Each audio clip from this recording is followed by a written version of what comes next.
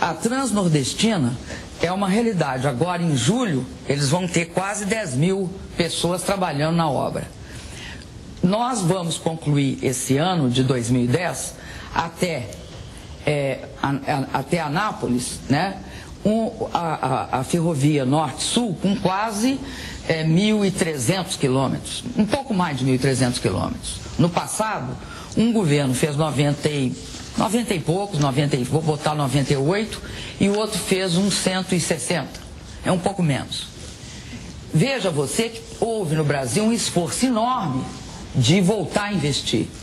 E voltar a investir também implica na necessidade de se ter pessoas capacitadas, engenheiros para fiscalizar, engenheiros que também definam os projetos e licitem ou contrate e fiscalizem a contratação. Candidato, uma área em que tanto o governo Fernando Henrique quanto o governo Lula parecem ter tido uma atuação tímida é a área de segurança pública. Eu digo isso porque a questão da violência e a questão das drogas aparecem aí nas pesquisas entre as principais preocupações dos brasileiros. Caso a senhora seja eleita, o que a senhora pretende fazer de diferente nessa área? A senhora já fez um alerta em relação ao crack. Quais são os planos da senhora para mudar esse cenário?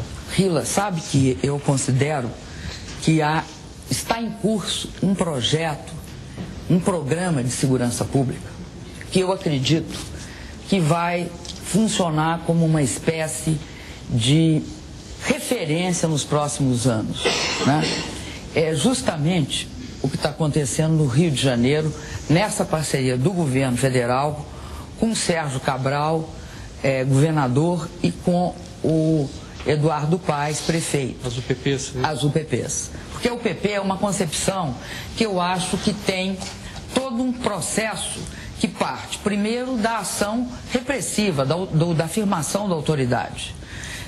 Isso daí está baseado, primeiro, na criação da Força Nacional de Segurança Pública, porque virava e mexia, se era obrigado a chamar o Exército não é especializado para fazer segurança pública, né?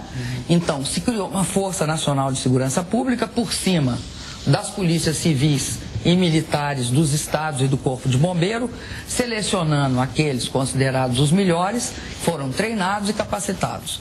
E sempre são enviados aos estados quando é necessário um contingente para atuar firmemente. Especializou-se a Polícia Federal em policiamento de fronteira, de uma forma assim muito efetiva, a ponto da gente agora estar na fase de comprar os veículos de tripulação remota, ou seja, aqueles que não são tripulados por pessoas, que muitas vezes são usados só para operações militares e que nós vamos usar para operações não militares. Soma-se isso tudo também com a questão do sistema penitenciário, os presídios de segurança máxima, para você separar a liderança do crime, tá, da massa carcerária. Porque senão presídio vira, e nós já vimos vários acontecimentos disso, vários fatos que ilustram isso que eu estou falando, vira plataforma do crime. Junto com isso, é necessário que o Estado volte para alguns territórios, principalmente onde moram as pessoas de mais baixa renda do país, e que o Estado brasileiro tinha se afastado. E isso, se afastar, significa volta a investir em habitação, volte a investir em saneamento básico, esgoto e água tratada, faça muitas vezes que esses lugares sejam acessíveis, o caso lá do Alemão, que seguramente o Germano deve conhecer, que é o teleférico. E volte também a aplicar em equipamentos urbanos, junto com todas as políticas do PRONAS, mobilização das mães, nos Mulheres da Paz.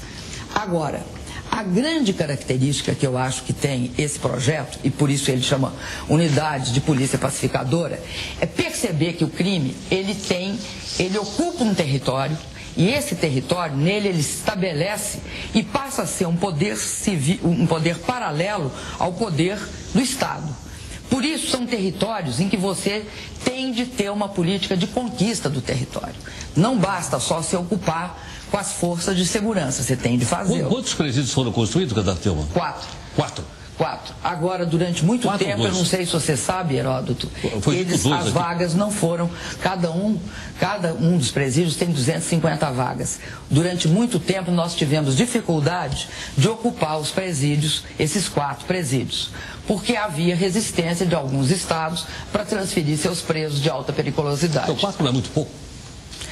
Eu acho que tem de ser construído mais presídios de alta periculosidade, tantos quantos forem necessários para que a gente combata e derrote o crime. Não acho que a gente pode negociar com o crime atualmente. Acho que essa experiência do Rio, ela é uma experiência que está sendo bem sucedida. Houve uma redução do controle muitos lugares eram favelas, estão sendo transformadas em bairros populares. E isso resulta, eu acho, em benefício de todo o Brasil. Aqui em São Paulo, por exemplo, acho que os presídios de segurança máxima são importantíssimos. Porque aqui você tem como base do crime, os presídios. Eu tenho visto, o Serra também fala quase a mesma coisa, eu vi agora. A diferença é que nós não fizemos quase a mesma coisa, nós fizemos um pouco diferente. Eu tenho visto o perfil de vocês dois, é muito parecido. Os dois foram ministros, lutaram contra a ditadura no passado, foram ministros, tiveram uma formação igual de economistas. Penso quase a mesma coisa em muitos dos assuntos que a gente coloca em discussão.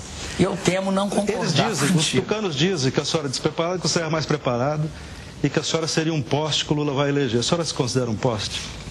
Você sabe o que eu acho? Eu acho que fazem uma confusão deliberada entre experiência eleitoral e administrativa.